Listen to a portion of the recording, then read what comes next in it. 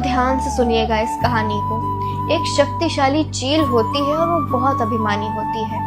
वो एक सांप को देखती है तो उससे युद्ध करने के लिए जाती है और बहुत उकसाती है। सांप ये लड़ाई नहीं लड़ना चाहता था, लेकिन उसे इतना उकसा दिया जाता है कि वो भी मजबूर हो जाता है।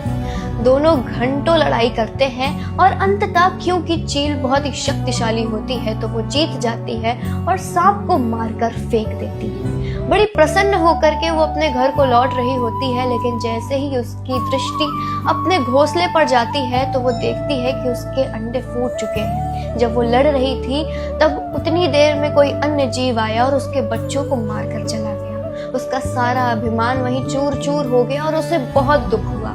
भक्तों, हमें भी अपने जीवन में अक्सर ऐसा लगता है कि हम में बहुत शक्ति है, हम किसी से भी लड़ सकते हैं, जीत सकते हैं, किसी को भी कुछ कह सकते हैं, लेकिन ऐसा नहीं करना चाहिए।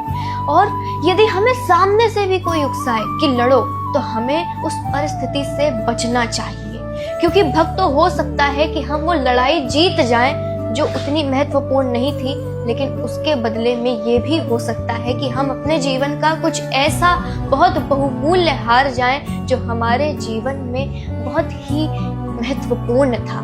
इसीलिए कभी भी अपने जीवन में कोई भी लड़ाई लड़ने या शुरू करने से पहले ये विचार अवश्य करें कि क्या हमें यह लड़ाई सच में लड़नी चाहिए।